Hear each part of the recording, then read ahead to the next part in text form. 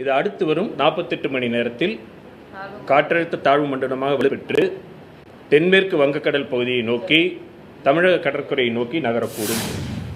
இதன் காரணமாக வரும் 1ஆம் தேதி முதல் தமிழகம் மற்றும் புதுவையில் மழை பெய்யக்கூடும். பரவலாக ஒரு 4 நாட்கள் தொடரும். கனமழையும் ஓரிரு இடங்களில் வருவதற்கு வாய்ப்பு இருக்குது. அது நம்ம சொல்லணும். அதான் காற்றழுத்த பகுதியாக இருக்கிற தாழ்வு பகுதியாக தான் இருக்குது. காற்றழுத்த தாழ்வு மண்டலமாக மாறினதுக்கு அப்புறம் ஒன்று தற்பொழுதைய நிலைப்படி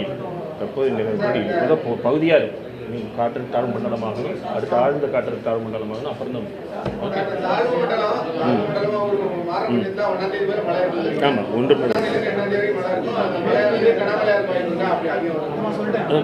1ஆம் தேதி நாளையிலிருந்து பண்ணுவோம். அது முதல் அறிவிப்பு இது. முதல் அறிவிப்பு இதுதான். 1லிருந்து 4 டிசம்பர் மாதம் முதல் வாரத்தில் மழை இருக்கும். ஆமாம், டிசம்பர் மாதம் 1ஆம் தேதி முதல் டிசம்பர் மாதத்தில் மழை இருக்கும். ஓரிரு இடங்களில் கனமழைக்கான வாய்ப்பும் உள்ளது.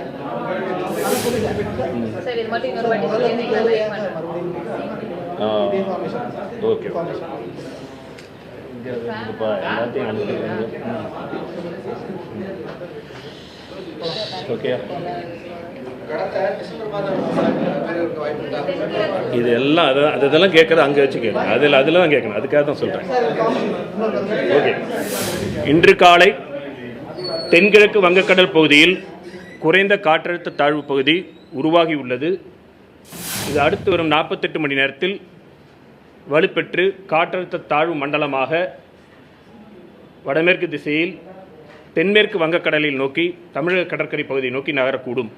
இதன் காரணமாக வரும் டிசம்பர் 1ஆம் தேதி முதல் தமிழகம் மற்றும் புதுவையில் பரவலாக மழை பெய்யக்கூடும். கடலோர பகுதிகளில் ஓரிரு இடங்களில் கனமழையும் இருக்கக்கூடும். ஓகே.